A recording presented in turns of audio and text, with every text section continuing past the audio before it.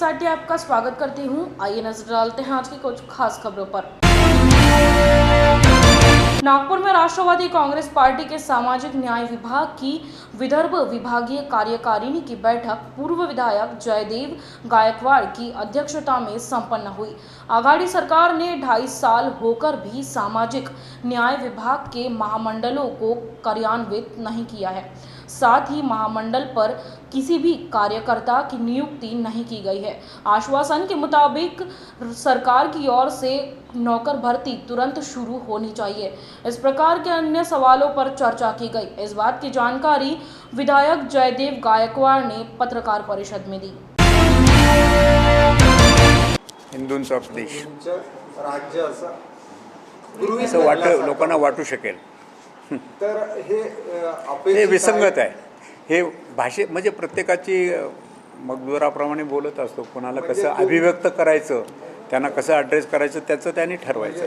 काँग्रेस असो कोणी असो, काँग्रेसमध्ये हिंदुस्तान हा शब्द रूढ झालेला आहे। भारत कधी कोणी म्हटलेला नाही। बाबासाहेब आंबेडकरांनी कलम 1 मध्ये भारत हे जे नाव आलं आपल्या देशाला, त्याचा ठराव देखील बाबासाहेब आंबेडकरांचा आहे। त्याचा देखील इतिहास अतिशय क्रांतिकारी आहे। म्हणजे ज्या वेळेला आपल्या देशाचं घटना लिहून झाली आणि देशाचं नाव काय ठेवावं असा जेव्हा प्रस्ताव सुरू आला घटना कलम 1 वर, त्यावेळेला अनेक लोकांनी वेगवेगळी नावं सुरू, म्हणजे तुम्ही म्हणता तसं कुणी हिंदुस्तान, कुणी जसं अमेरिकेची आहे constitution union American state of, तशा पद्धतीने परकीय लोकांचं अनुकरण करणाऱ्या अशा प्रकारच्या सूचना त्यावेळेला दिल्या होत्या।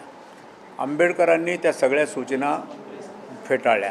ते म्हटले की म्हणजे त्याला काय म्हणतात अमेंडमेंट्स, त्या सगळ्या फेटाळल्या आणि त्यांनी म्हटलं की मी तुम्हाला एक माझी अमेंडमेंट सुचवतो। मी काय मी या देशाचं नाव भारत हे देतो।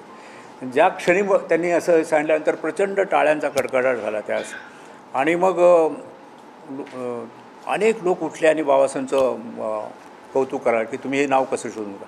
तर भारत हे खऱ्या अर्थाने भारतीय राज्यघटनेप्रमाणे नाव आहे, हिंदुस्थान हे नाव नाही। नक्कीच आपण आत्ताच एक प्रश्न उपस्थित केला की 2.5 वर्ष झाली सरकारने, राज्य सरकारने सामाजिक न्याय विभागाचे महामंडळ दिले आणि नियुक्त्या झालेला निधी वाटत नाही। काय कारण आहे की राज्य सरकारने हे सगळं तुम्हाला चांगलं माहीत आहे की सध्या आमचं जे सरकार आहे गेले 2-2.5 वर्ष जे वाटचाल करते ते विरोधी पक्ष त्यांना कामच करू देत नाही असं त्यांचं मत आहे। म्हणजे नेहमी आमचे प्रवक्ते सांगतच असतात आणि अस्थिर करत असल्यामुळे त्यांना जेवढा वेळ मिळाला पाहिजे आणि सर्व गोष्टींचा विचार करणं तेवढं मिळत नाहीत, हे खरं कारण दिसतंय। बाकी दुसरं काय कारण नाही। मला विरोधी पक्ष यांना आरोप प्रत्यारोपला वेळ आहे पण कामं करायला वेळ नाही असं म्हणतात नाही। शिवाय आपण मधल्या काळामध्ये कोविडसारख्या संकटातून जात असताना आपल्याला फार मोठ्या प्रमाणामध्ये आरोग्यावर म्हणजे लोकांना वाचवण्यासाठी प्रायोरिटीने प्रचंड खर्च आणि सगळे फंड तिकडे वळवले होते। आता त्याचे तपशील काही माझ्याकडे नाही आहेत, आपण हे शोधले पाहिजे खरं म्हणजे। परंतु फर्स्ट प्रायोरिटी माणूस जगवणे आणि त्यासाठी त्या संकटाचा मुकाबला करणे यामध्येच सगळं गेल्यामुळे बाकीच्या लोकांनी देखील म्हणजे फार आपल्याला अमुक काही मिळालं पाहिजे, लोकशाहीचे फायदे किंवा या राज्याचे सत्तेचे फायदे असं कुणी काही विचार करत। आता थोडा शांतता निर्माण झाली, आता वाटचाल सुरू झाली, म्हणून आमचे सामाजिक न्यायाचे कार्यकर्त्यांनी काल मागणी केली की आता आम्हाला द्यायला काय हरकत आहे, आम्हाला द्या। म्हणजे फक्त अमरावती के विभागीय सेवा संदर्भ रुग्णालय में कार्य करने वाले सरकारी डॉक्टर, नर्स और कर्मचारी इनको पिछले 4 माह से वेतन नहीं मिलने से गुस्साए डॉक्टर, नर्स आदि कर्मचारियों ने 5 अप्रैल से काम बंद आंदोलन करने का इशारा दिया है। तो पिछले 3 दिनों से ये स्वास्थ्य कर्मचारी राज्य सरकार के खिलाफ काली फीत लगाकर काम कर रहे हैं। भाजपा नेता और पूर्व कृषि मंत्री अनिल बोंडे के नेतृत्व में इन स्वास्थ्य कर्मचारियों ने अमरावती की जिलाधिकारी पवनीत कौर इनसे मुलाकात कर उन्हें निवेदन दिया। नियमित काम करणारे जे डॉक्टर्स आहेत, नर्सेस आहे, फार्मासिस्ट आहे, पॅरामेडिकल स्टाफ आहे, यांचा 4 महिन्यापासून पगार झालेला आहे।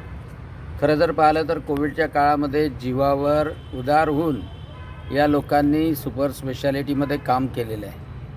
परंतु 4 महिन्यापासून नुसतं शासनाच्या दिरंगाईमुळं अमरावतीच्या सुपर स्पेशालिटी रुग्णालयामधल्या या नियमित डॉक्टरांचा पगार झालेला नाही आणि त्यामुळं त्यांचे कर्जाचे हप्ते असो, मुलांची फी असो, किराणा असो, या सगळ्या गोष्टीसाठी त्यांना त्रास सहन करावा लागतो आहे. आणि वारंवार निवेदनं झाले, विधानसभेत उत्तरं झाले, प्रश्नोत्तरं झाले, तरी या शासनाला जाग येत नाही. आणि म्हणून आता जिल्हाधिकाऱ्यांकडे आम्ही आलो, त्यांना घेऊन आलो, जिल्हाधिकाऱ्यांकडे कैफियत मांडली. त्यासोबतच आरोग्य खात्याचे सचिव डॉक्टर प्रदीप व्यास यांच्याशी बोललो. त्यांनी सांगितलं की फायनान्सकडे गेलेलं आहे, आता देवरांकडे सुद्धा बोलतो आहे.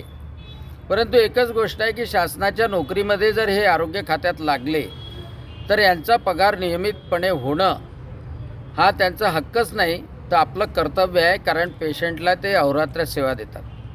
हे संपावर जाण्याचा त्यांचा मनोदय होता. मी त्यांना विनंती केली आहे की 5 तारखेपर्यंत कृपा करून संप करू नये, आपण या शासनाकडून पगार मिळवून देऊ. कारण जर का संप झाला तर या रुग्णालयात येणाऱ्या ग्रामीण भागाच्या रुग्णांचे मोठे हाल होतात. त्याचप्रमाणे जिथे जे मानसेवी डॉक्टर आहेत किंवा रोजंदारी कर्मचारी आहे यांचेसुद्धा पगार नियमित होत नाही. माझी आरोग्यमंत्र्यांना त्याचप्रमाणे मुख्यमंत्र्यांना विनंती आहे आणि अमरावतीच्या लोकप्रतिनिधींनाही विनंती आहे की कृपा करून जे आरोग्याची सेवा देतात त्या आरोग्यदूतांचं तरी काळजी घ्या, त्यांचे तरी पगार नियमित झाले पाहिजे याची काळजी घ्यावी. यांना कृपा करून संपावर जाण्याची पाळी येऊ देऊ नका. कारण यांनी कोरोनामध्ये अतिशय महत्त्वाची सेवा संपूर्ण अमरावती जिल्ह्याला दिलेली आहे आणि त्यांच्यावर अशी भीषण परिस्थिती आणू नका, ही माझी विनंती आहे. त्यासाठी आम्ही जिल्हाधिकाऱ्याकडे आलो. 5 तारखेपर्यंत वाट पाहणार आहोत. मीही प्रयत्न करेल, परंतु इथल्याही लोकप्रतिनिधींनी जागं व्हावं आणि शासनाने जागं व्हावं हा प्रयत्न आहे. मुंबई मीरा रोड पर वंचित बहुजन आघाड़ी पार्टी की ओर से हिंगोली यहाँ विधायक संतोष बांगर ने एक सभा में वंचित बहुजन आघाड़ी पार्टी के अध्यक्ष एडवोकेट प्रकाश आंबेडकर ने चुनाव में 1000 करोड़ रुपए लेने का आरोप उन पर लगाया। इसी सिलसिले में मीरा भाईंदर यहाँ काशी मीरा शिवाजी महाराज की प्रतिमा के सामने विधायक संतोष बांगर इनका वंचित बहुजन आघाड़ी मीरा भाईंदर जिले की ओर से निषेध किया गया। नीम का पत्ता कड़वा है, नीम का पत्ता कड़वा है, बाळासाहेब आंबेडकरांचा, बाळासाहेब आंबेडकरांचा, वंचित बहुजन आघाडीचा, वंचित बहुजन आघाडीचा, वंचित बहुजन आघाडीचा, डॉक्टर बाबासाहेब आंबेडकरांचा, छत्रपती शिवाजी महाराजांचा, जय भीमराय जय शिवराय. आदरणीय श्रद्धेय ॲडव्होकेट बाळासाहेब आंबेडकर हे भारतातील एक स्वाभिमानी नेतृत्व आहेत आणि त्यांच्याबद्दल शिवसेनेचे आमदार, बिनटोक आमदार, अंगार आमदार संतोष बांगर यांनी जे स्टेटमेंट काढले त्याचे पुरावे त्यांनी सादर करावे. अन्यथा महाराष्ट्रावर रेखाताई ठाकूर यांच्या आदेशानुसार व बाळासाहेब आंबेडकर यांच्या नेतृत्वाखाली आंदोलनं पूर्ण महाराष्ट्रभर चालू आहेत आणि संतोष बांगर यांना पूर्ण महाराष्ट्रात कोणी वंचित बहुजन आघाडीचे कार्यकर्ते फिरकू देणार नाहीत. त्यासाठी त्यांनी जाहीर माफी मागावी, नाहीतर पुरावे द्यावे. संतोष बांगर यांचा आम्ही जाहीर निषेध करतो. शिवसेनेचे जेही पक्षाध्यक्ष असतील त्यांनी अशा बिनडोक संतोष बांगरची पक्षातून हकलपट्टी केली पाहिजे. संतोष बांगर यांना पक्षातून निलंबित केलं पाहिजे. कारण श्रद्धेय ॲडव्होकेट बाळासाहेब आंबेडकर हे नुसते वंचित बहुजन आघाडीचे प्रणेते नाही आहेत, तर ते त्यांच्या पाठीमागे नाव डॉक्टर बाबासाहेब आंबेडकरांचं आहे. या भारताला संविधान, या भारताची घटना ज्यांनी लिहिली त्या बाबासाहेब आंबेडकरांचे ते नातू आहेत, त्यांचे ते रक्त आहेत, त्यांचे ते वारस आहेत. आणि बाबासाहेब आंबेडकरांच्या रक्ताबद्दल जर या महाराष्ट्रामध्ये, या भारतामध्ये जर कुठलाही नेता वाईट वक्तव्य काढेल तर त्याला फोडून काढल्याशिवाय राहणार नाही, असं वंचित बहुजन आघाडी आम्ही जाहीर करतो. विभिन्न मांगों को लेकर लेकर तहसील कार्यालय में महसूल विभाग, महावितरण और बैंक द्वारा पुकारे गए हड़ताल की वजह से सप्ताह के पहले ही दिन कामकाजों पर परिणाम हुआ। इस वजह से आम आदमी का जीना मुश्किल हो गया है। इसलिए महसूल विभाग के रिक्त पदों को मंडल अधिकारी संवर्ग द्वारा भरा जाना चाहिए। इसी मांग को लेकर महसूल कर्मचारी संघ की ओर से पिछले 2 दिनों से राज्यव्यापी हड़ताल का आह्वान किया गया है। औरंगाबाद जिल्हा महसूल संघटनेचा पुरुष संघटक, सर्वप्रथम आम्ही सर्व जनतेची माफी मागतो। त्यांना होणारा त्रास आमच्यामुळे जी काही आजच्या संपामुळे त्यांची जी काही गैरसोय होईल त्याबद्दल आम्ही दिलगिरी व्यक्त करतो। परंतु जनतेने आम्हाला समजून घ्यावं, आमची अडचण आहे, त्यामुळे आम्हाला ह्या संपाचा पवित्र आज घ्यावा लागला।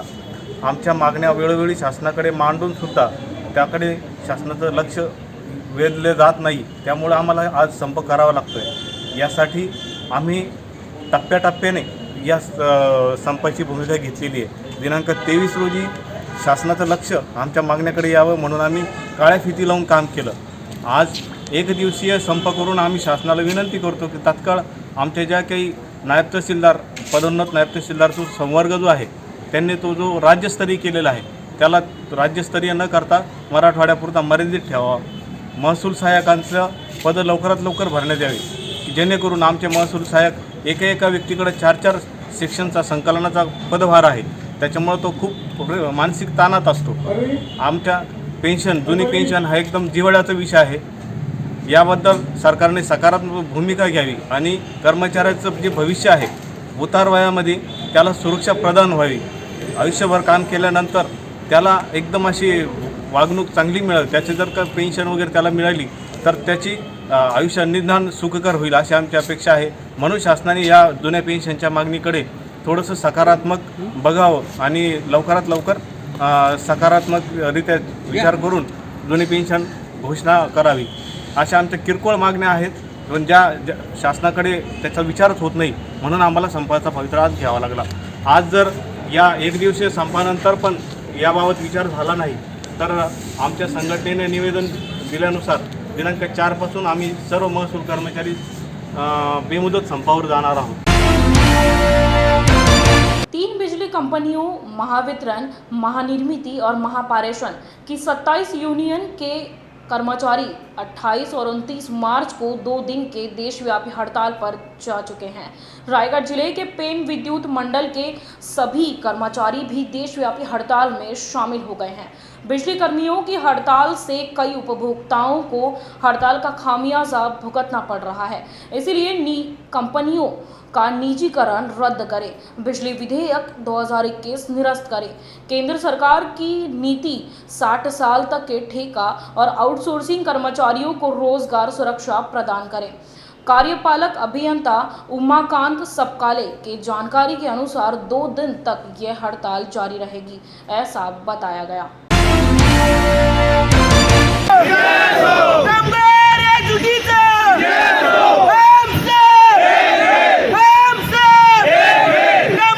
आज आमचा देशव्यापी संप आहे, आज आणि उद्या या 2 दिवसामध्ये आमच्या एवढ्याच मागण्या आहेत की आमचा 2021चा जो कायदा आहे तो रद्द करण्यात यावा, तसंच आमच्या कंत्राटी कामगार जे आहेत त्यांना आम्हाला परमनंट करून द्यावे आणि आमच्या संघटनेच्या आम्ही टोटल 27 संघटना एकत्र येऊन आम्ही शासनाच्या कायद्याला विरोध करत आहोत। जयपुर मीडिया न्यूज में यहाँ लेते एक छोटा सा ब्रेक। क्या हुआ बहू? माँ, पाइल्स की बहुत तकलीफ हो रही है। तो तुम गुदरोग सर्जन के पास क्यों नहीं गई? देखो, जैसे हार्ट के लिए हार्ट स्पेशलिस्ट, ब्रेन के लिए ब्रेन स्पेशलिस्ट, तो पाइल्स के लिए पाइल स्पेशलिस्ट क्यों नहीं? स्त्री हो या पुरुष, टॉयलेट में तकलीफ केवल पाइल्स ही नहीं और भी कई प्रकार के गुदरोग तथा कैंसर भी हो सकता है। इसीलिए इसकी प्रत्यक्ष जांच जरूरी है। ठीक है माँ, पर जांच के लिए हम जाएंगे कहाँ? वही काले आयुर्वेदिक पाइल्स हॉस्पिटल में। लेकिन माँ, प्रेगनेंसी में पाइल्स की दवाइयाँ? प्रेगनेंसी में आयुर्वेदिक दवाइयाँ सुरक्षित होती है। जनहित में जारी काले आयुर्वेदिक पाइल्स हॉस्पिटल, औषधि चिकित्सा तथा सर्जरी ट्रीटमेंट उपलब्ध। हमारा पता उमरेड रोड, दिघौरी बस स्टॉप के पास, नागपुर। अधिक जानकारी के लिए वेबसाइट पर जाएं kalepileshospital.com। ब्रेक के बाद आपका स्वागत है। केंद्र की मोदी सरकार ने देश में निजीकरण की प्रक्रिया शुरू कर दी है। इसका निषेध करने के लिए विभिन्न कामगार संगठनों ने 28 और 29 इस 2 दिन के राज्यव्यापी हड़ताल का आह्वान किया है और इस आह्वान को जवाब देते हुए विभिन्न संगठनों ने वर्धा जिले में सड़कों पर उतरकर कामगार संगठन कृति समिति के हजारों कर्मचारी आज से इस हड़ताल में शामिल होकर इस हड़ताल को 100% प्रतिसाद दे रहे हैं। आज वर्धा जिल्ह्यामध्ये संघटित असलेले कामगार यांचा एक जबरदस्त या ठिकाणी बेमुदत संप या ठिकाणी होत आहे। मी पहिल्याच वेळेस सांगतो आहे की या 11 ट्रेड युनियन आणि 13 कर्मचाऱ्यांच्या फेडरेशनने पुकारलेला हा बेमुदत संप 2 दिवसाचा संप हा यशस्वी झाला असा जाहीर करतो मी आयटेकच्या वतीने। मी दिलीप बुटाणे आयटेक राज्य उपाध्यक्ष आणि आरोग्य कर्मचारी फेडरेशनचा राष्ट्रीय सचिव म्हणून या ठिकाणी सहभागी झालेल्या बेमुदत संपामध्ये कर्मचाऱ्यांना आणि कामगारांना विसरून त्यांचा मी धन्यवाद देतो आहे। या ठिकाणी विशेष करून या 4 मागण्यासाठी हा संप आहे।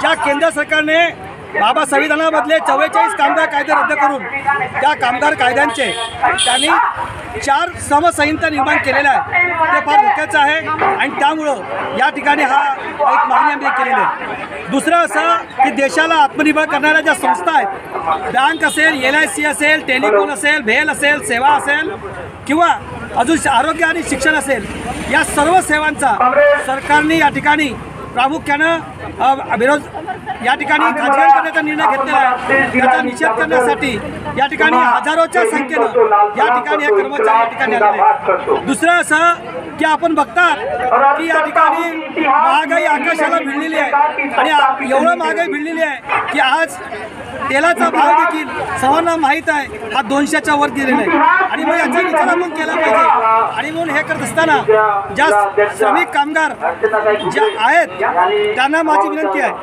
नमस्कार कॉमरेड, आज केंद्र सरकार की ये जो नीति है इसके खिलाफ पूरे देश भर में एक आंदोलन का एक ऑर्डर आया है, जिसे all trade union, all association और सभी केंद्र सरकार की जो नीति है, एंटी वर्कर्स की जो पॉलिसी है और प्रो कॉरपोरेटर जो बड़े उद्योगपति को वो अंडर हैंड डीलिंग करके जो उनको ये फ़ायदा पहुंचा रही है और गवर्नमेंट PSU को जो नुकसान पहुंचा के जो प्राइवेटाइज करना चाहती है, ये उनका मनसब है। मगर ऑल ट्रेड यूनियन के जो यूनियन है उसको अपोज करके आज ये संगठन ऑल इंडिया लेवल पे आज 28 और 29 का स्ट्राइक करने जा रही है कॉमरेड, और इसको 100% प्रतिशत मिल रहा है कॉमरेड। राज्य के अन्य क्षेत्रों में बिना अनुदानित शिक्षकों ने अपनी मांगों को लेकर 10वीं और 12वीं के परीक्षा के उत्तर पत्रिकाओं की जांच का बहिष्कार किया है। हालांकि अमरावती विभाग में 12वीं की परीक्षा की उत्तर पत्रिकाओं की जांच का करीब 50% काम हो चुका है और 10वीं की उत्तर पत्रिकाओं की जांच का काम अभी भी जोरों पर है, लेकिन कोई भी बिना अनुदानित शिक्षकों ने उत्तर पत्रिका जांच पर बहिष्कार कर रहा है। इसकी सूचना राज्य माध्यमिक एवं उच्च माध्यमिक शिक्षा विभाग के अमरावती विभाग को नहीं दी। ऐसी जानकारी अमरावती विभाग की अध्यक्षा नीलिमा टाके इन्होंने दी है। अमरावती विभागामध्ये विनाअनुदानित शाळेवर कार्यरत असणाऱ्या शिक्षकांनी आम्ही पेपर तपासणार नाही अशा प्रकारचा कुठलाही संदेश या कार्यालयाला लेखी कळवलेला नाही आहे। त्याचप्रमाणे ज्याप्रमाणे त्यांना विषयवार गठ्ठे गेलेले आहे पेपर तपासण्याकरिता, अद्यापर्यंत कोणत्याही विनाअनुदानित शाळेतील शिक्षकांनी या कार्यालयाकडे पेपर तपासून न देण्याबद्दल कुठलाही गठ्ठा परत केलेला नाही। त्यामुळे अमरावतीतील काम आजपर्यंत 12व्या वर्गाच्या परीक्षेचं काम जवळपास 50%च्या जवळ होत आलेलं आहे। तसंच 10वीचं सुद्धा काम विनाअनुदानित अनुदानित शाळेचे सेल्फ फायनान्स शाळेचे शिक्षक सर्व करतील अशी अपेक्षा आहे। बुल्ढाना में पंतप्रधान घरकुल आवास योजना से ऑनलाइन सूची में से नाम निकाले जाने से दिव्यांग व्यक्ति भगवान लेनेकर को न्याय दिया जाना चाहिए और संबंधित अधिकारी के खिलाफ दिव्यांग अधिनियम 2016 की धारा 92 के तहत कार्रवाई की जाए और मुझे न्याय दिया जाना चाहिए। इसके लिए प्रहार अपंग क्रांति संगठन की ओर से जिला परिषद के सामने अनशन किया गया।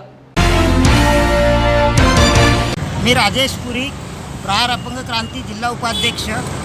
इथे आमचा भगवान लेणेकर उपोषणाकरता बसलेला आहे, तालुका अध्यक्ष प्रहार अपंग क्रांतीचा। तर याला प्रपत्र ड मधील घरकुल यादीमधून याचं नाव वगळण्यात आलेलं आहे। ऑनलाईन यादीमधून याचं नाव वगळण्यात आलेलं आहे। कारण हे आहे की याच्याकडे 4 व्हीलर गाडी आहे। तर 4 व्हीलर गाडी कोणती, तर याचं दिव्यांगाची व्हीलचेअर म्हणजे जी गाडी आहे त्याच्याकडे त्याचे पाय, ते ह्या कारणामुळे याचं प्रपत्र ड मध्ये ऑनलाईन यादीमध्ये नाव वगळण्यात आलेलं आहे। तर हा दिव्यांग सकाळपासून इथे जिल्हा परिषद समोर उपोषणाला बसलेला आहे। याची असे म्हणणे आहे की जोपर्यंत मला घरकुलाचा लाभ मिळत नाही तोपर्यंत मी इथून उठणार नाही। आणि संबंधित अधिकाऱ्याने ज्यांनी पण हे नाव डावलण्यात आलेलं आहे हेतुपुरस्सरपणे याच्यावर दिव्यांग कायदा 2016 कलम 92 नुसार गुन्हे दाखल करण्यात यावे व कठोरात कठोर कारवाई करण्यात यावी। आणि या दिव्यांग बांधवांना प्रधानमंत्री आवास योजनाच्या यादीतून ऑनलाईन यादीतून माझं नाव डावलण्यात आलेलं आहे। तरी माझं म्हणणं आहे की माझं ज्या अधिकाऱ्यांना माझं नाव हे ऑनलाईन यादीतून डावललं त्या अधिकाऱ्यावर कारवाई करण्यात यावी व मला घरकुलाचा लाभ देण्यात यावा हीच माझी अपेक्षा आहे। जोपर्यंत मला इथून न्याय मिळणार नाही तोपर्यंत मी उपोषणातून उठणार। राजश्री संजय मधाड़े की 25वीं सालगिरह के अवसर पर वीर काकया विद्यालय के छात्र छात्रों को कलम और किताबें बांटी गई। इस अवसर पर मुख्याध्यापक रविंद्र हड़ीजोड़ी इन्होंने लॉर्ड बुद्धा टीवी चैनल पर बात की और गिरीश फाउंडे, स्वर्णा सोनावले तथा अन्य मान्यवर मौजूद थे। आज आमच्या मनपा वीर काकया विद्यालयामध्ये सौभाग्यवती राजश्री आणि श्री संजय मधाळे या दाम्पत्याने आज या ठिकाणी एक अनोखा आदर्श आमच्या समोर ठेवलेला आहे की एक आपणही समाजाचं काहीतरी देणं लागतो या भावनेतून आज आपला लग्नाचा 25वा वाढदिवस अनोख्या पद्धतीनं या दाम्पत्याने इथे साजरा केलेला आहे। आपल्या शाळेमधील जे सर्वसामान्य गोरगरीब असे जे विद्यार्थी आहेत अशा विद्यार्थ्यांच्या शालेय जीवनामध्ये त्यांच्या प्रगतीमध्ये हातभार लावण्यासाठी त्यांनी वह्या आणि तसेच शैक्षणिक साहित्याचं वाटप आज विद्यार्थ्यांना केलेलं आहे। निश्चितच या विद्यार्थ्यांच्या माध्यमातून त्यांच्या या लग्नाच्या वाढदिवसाला नकळतपणे शुभेच्छा प्राप्त झालेल्या आहेतच। आमचा सर्व शिक्षक स्टाफ, मुख्याध्यापक श्री हरीशभाई सर तसेच आमचं सर्व शिक्षक स्टाफ आणि विद्यार्थी वर्ग आम्हा सर्वांकडून आपणास मी 25व्या वाढदिवसानिमित्त खूप खूप अशा शुभेच्छा देते। सरांच्या 25व्या लग्नाच्या वाढदिवसानिमित्त वीर काकया विद्या मंदिर आणि शिक्षक स्टाफ यांनी सर्वांनी मिळून माझा वाढदिवस साजरा केला। त्याबद्दल शालेय समितीचं मी अत्यंत आभारी आहे। सहकार भगिनी आणि माझे विद्यार्थिनी यांनी आज मला इथं 25वा वाढदिवस साजरा करण्याचा संधी दिली आणि मी त्यांना जे शालेय वस्तू उपयोगी दिलेल्या आहेत त्यांना चांगलाच त्यांचा लाभ मिळेल त्यांना आणि इथून पुढेही मी असंच समाजकार्य करणार आहे। आज कोल्हापुरातील जवाहरनगरमधील मधाळे दाम्पत्य यांच्या विवाहास 25 वर्षे पूर्ण झालेली आहेत। समाजाची बांधिलकी जपत पुन्हा आपलं त्यांचं जे शिक्षण देण्याचा शिक्षकी पेशा व्यवसाय जो आहे ते सांभाळत त्यांनी सहजीवनाची जे 25 वर्षे पूर्ण केले आहेत। आम्ही सर्व शाळेतील शिक्षक जे आहोत त्यांच्या वतीनं त्यांना शुभेच्छा देतोय। आजचा हा कार्यक्रम त्यांना कुठेतरी वैयक्तिक हॉटेलमध्ये साजरा करता आला असता, पण त्यांचा साधारणतः पिंड जो आहे हा सामाजिक चळवळीचा आहे। त्यांच्या वडिलांच्यापासून त्यांना तो वारसा लाभलेला आहे। तर फुलेशाह आंबेडकरांचा हा वारसा जपत त्यांनी गोरगरीब विद्यार्थ्यांना भेटवस्तू देऊन त्यांचे शालेय साहित्य देऊन हा त्यांच्यामध्ये त्यांच्या सुखदुःखात सहभागी होण्याचा जो एक कार्यक्रम आज आयोजित केलेला आहे त्याच्याबद्दल त्यांना शुभेच्छा देतोय। जयपुर मीडिया न्यूज में यहाँ लेते एक छोटा सा ब्रेक। क्या हुआ बहू? माँ, पाइल्स की बहुत तकलीफ हो रही है। तो तुम गुदरोग सर्जन के पास क्यों नहीं गई? देखो, जैसे हार्ट के लिए हार्ट स्पेशलिस्ट, ब्रेन के लिए ब्रेन स्पेशलिस्ट, तो पाइल्स के लिए पाइल स्पेशलिस्ट क्यों नहीं? स्त्री हो या पुरुष, टॉयलेट में तकलीफ, केवल पाइल्स ही नहीं और भी कई प्रकार के गुदरोग तथा कैंसर भी हो सकता है। इसीलिए इसकी प्रत्यक्ष जांच जरूरी है। ठीक है माँ, पर जांच के लिए हम जाएंगे कहाँ? वही काले आयुर्वेदिक पाइल्स हॉस्पिटल में। लेकिन माँ, प्रेगनेंसी में पाइल्स की दवाइयाँ? प्रेगनेंसी में आयुर्वेदिक दवाइयाँ सुरक्षित होती है। जनहित में जारी काले आयुर्वेदिक पाइल्स हॉस्पिटल, औषधि चिकित्सा तथा सर्जरी ट्रीटमेंट उपलब्ध। हमारा पता उमरेड रोड, दिघौरी बस स्टॉप के पास, नागपुर। अधिक जानकारी के लिए वेबसाइट पर जाएं kalepileshospital.com। ब्रेक के बाद आपका स्वागत है। 27 मार्च को बुल्ढाना शहर के मलकापुर रोड पर धम्मगिरी बौद्ध विहार में the Buddhist global charitable trust Buldhana की ओर से एक भव्य बौद्ध धम्म परिषद का आयोजन किया गया। परिषद के अध्यक्ष भदंत बोधिपालो महाथेरो की ओर से धम्म ध्वजारोहण कार्यक्रम संपन्न हुआ। इसके बाद कवि गायक रमेश आराख इनका बौद्ध भीम गीतों का कार्यक्रम हुआ। उद्घाटन भदंत डॉक्टर उपगुप्त महाथेरो, भदंत डॉक्टर खेम धम्मो महाथेरो, भदंत करशील रत्न गौतम और भदंत ज्ञानक्षित महाथेरो इनकी उपस्थिति में धम्म देशना दी गई।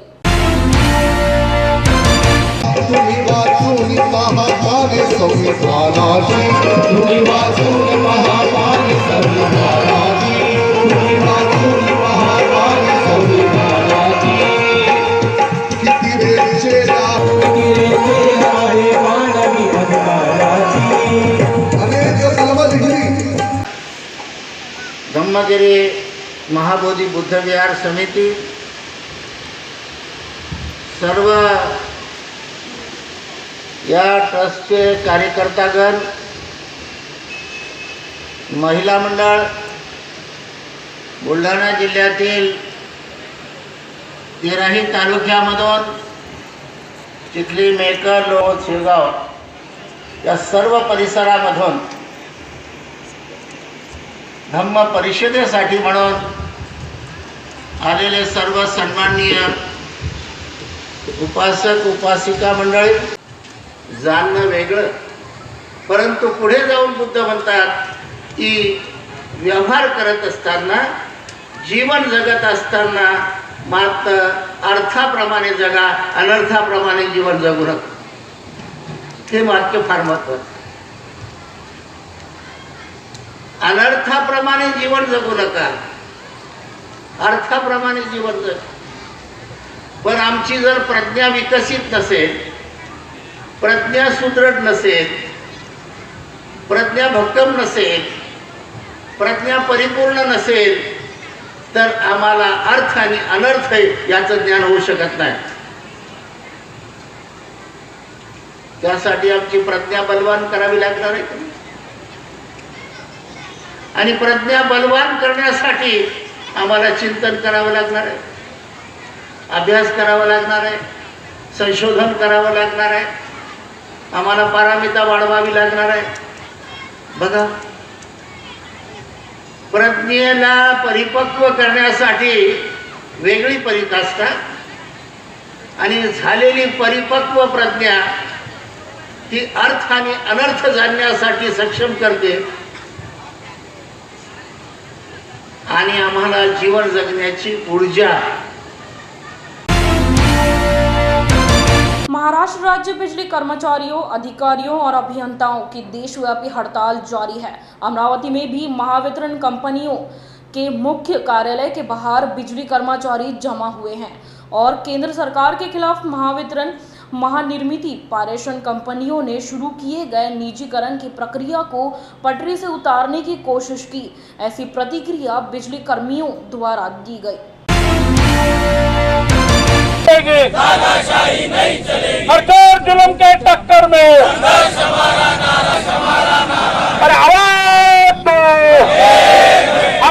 प्रादेशिक सचिव ACA नागपूर रिजन, आज या 28 आणि 29च्या संपाची हाक आम्ही दिलेली आहे.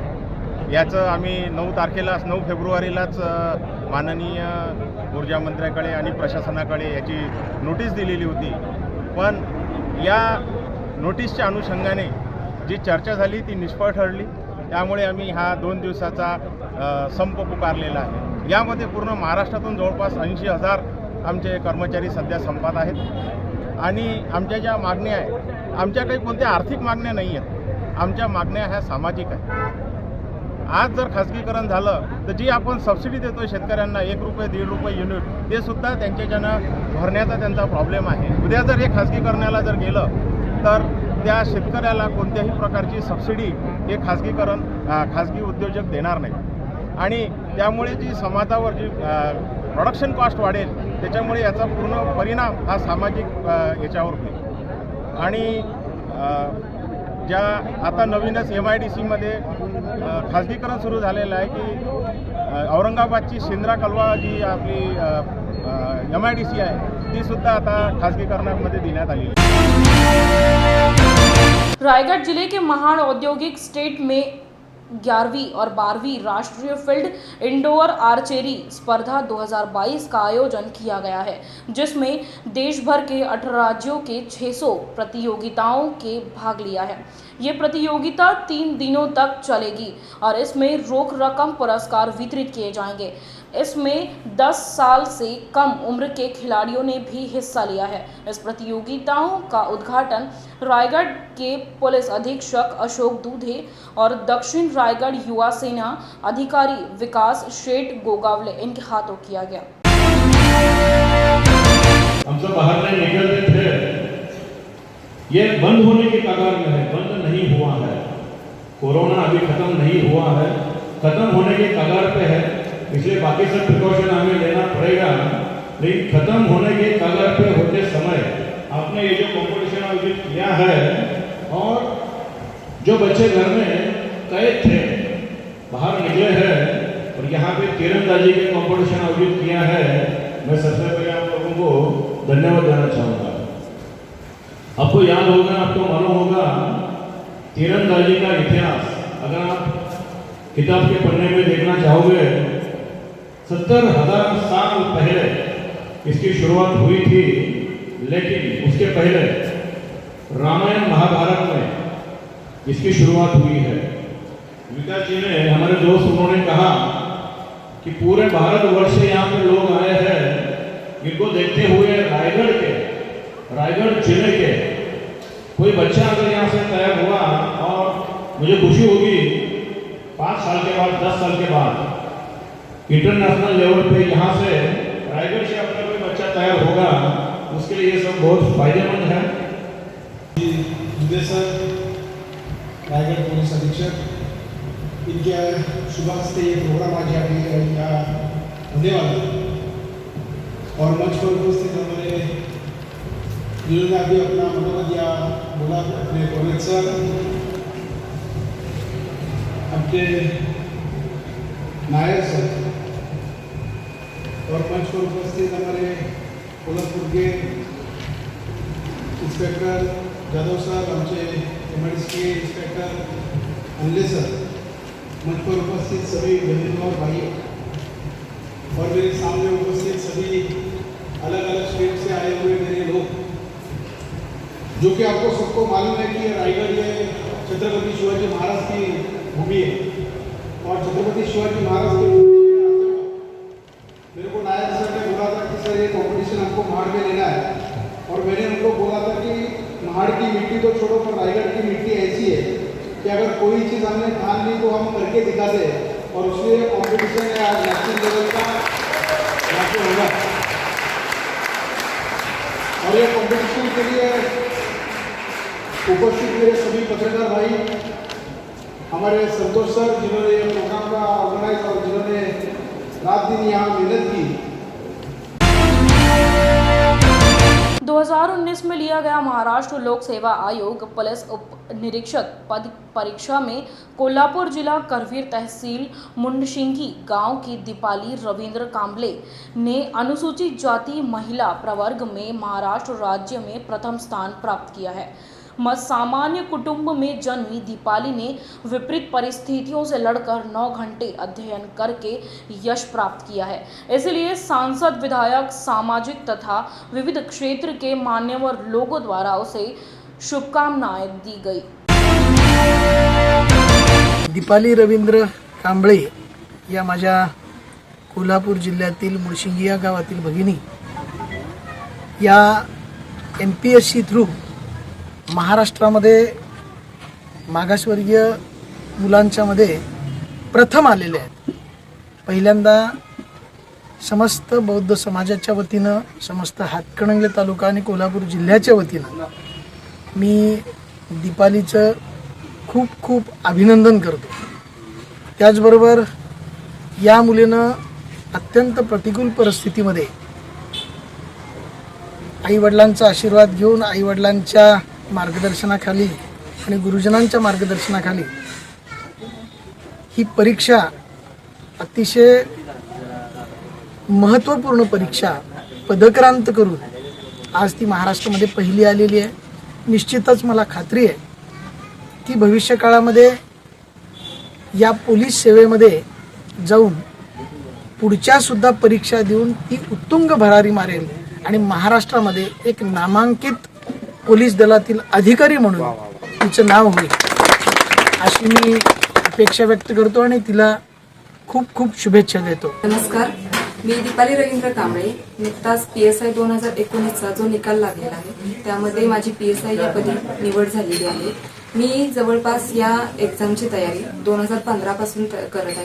2015 ते आत्ताचा कालावधी हा प्रवास खूप सोपा नव्हता आणि घरची परिस्थितीही तशी नव्हती. अत्यंत बिकट परिस्थितीतून आईवडिलांनी मला शिकवलेलं आहे.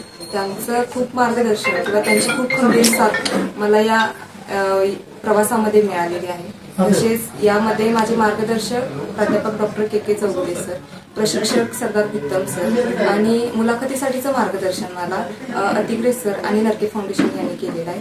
तसेच माझा जो मित्र परिवार आहे यांचं सुद्धा खूप मोलाचं मार्गदर्शन याच्यामध्ये आहे. माझ्या आत्या मामा यांनी सुद्धा या प्रवासात मला खूप मदत केली आणि खूप अडथळे होते. हा प्रवास सोपा नव्हता. तसा पाहायला गेलं तर हा खूप मोठा कालावधी आहे आणि एका एक्झाममध्ये लगेच हे यश मिळणारं नाहीये.